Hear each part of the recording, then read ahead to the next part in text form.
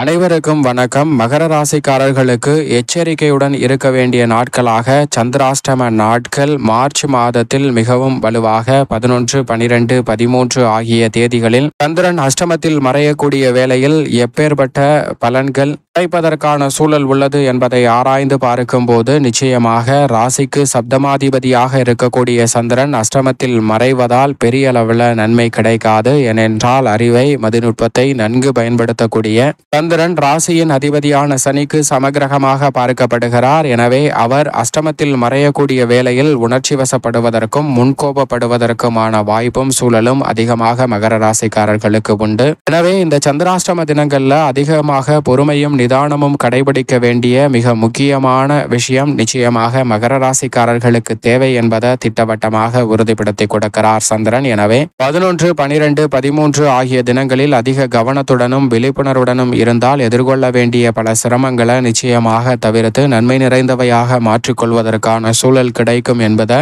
அஷ்டமத்தில் மறையக்கூடிய சந்திரன் திட்டவட்டமாக மகர ராசிக்காரர்களுக்கு உறுதிப்படுத்தி கொடுக்கிறாருங்க. எனவே இந்த வேளையில் தேவையற்ற வீண் வாக்குவாதங்கள் என்று தெரிந்தால் அவற்றை விட்டு விலகி செல்வது நல்லது. உங்களுடைய தனிப்பட்ட விஷயங்களை மற்றவர்களுடன் பகிர வேண்டாம். அதே போன்று உங்களுக்கு சம்பந்தமில்லாத விஷயங்களிலும் மூக்கை நுழைக்க வேண்டாங்க. இந்த சந்திராஷ்டம தினங்கள்ல மற்றவர்களுக்கு நீங்கள் உதவி செய்யலாம் என்று முயற்சி செய்தாலும் கூட அது உங்களுக்கு உபத்திரமாக மாறுவதற்கான சூழல் தான் இருக்கிறது.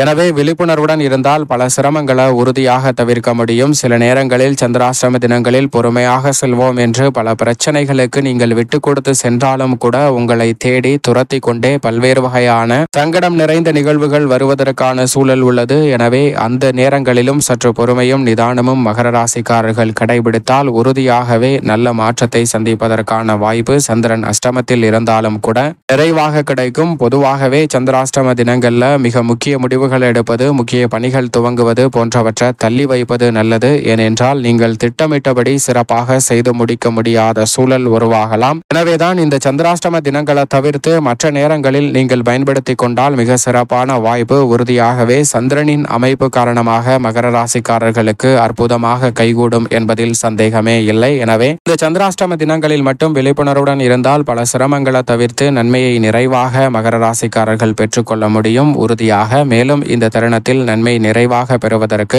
மகர ராசிக்காரர்கள் இந்த சந்திராஷ்டம தினங்கள் என்று சொல்லக்கூடிய 11, 12, 13 ஆகிய தினங்களில் உறுதியாகவே தினமும் காலை வேளையிலும் மாலை வேளையிலும் அருகாமையில் உள்ள ஆலயம் சென்று இறை வழிபாட்டை மேற்கொள்ளுங்கள். பெரிய அளவிலான தடை தாமதம் அனைத்தும் விலகும். எச்சரிக்கையுடன் இருப்பதால் பல சிரமங்களை தவிர்த்து நல்ல முன்னேற்றத்தை நிறைவாக சந்திப்பதற்கான வாய்ப்பு உறுதியாகவே மகர ராசிக்காரர்களுக்கு இந்த சந்திராஷ்டம தினங்களில் நிச்சயமாக கிடைக்கும்.